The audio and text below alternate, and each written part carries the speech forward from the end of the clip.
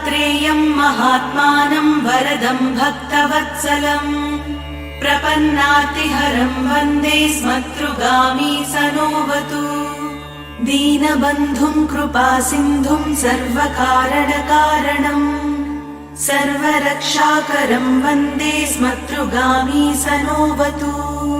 शरणागतदीनार्तपरित्राणपरायणम् नारायणं विभुं वन्दे स्मतृगामी सनोवतु।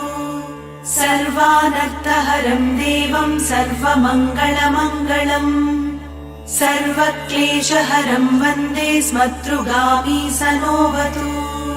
ब्रह्मण्यं धर्मतत्त्वज्ञं भक्तकीर्तिविवर्धनम् भक्ताभीष्टप्रदं वन्दे स्मतृगामी सनोवतु।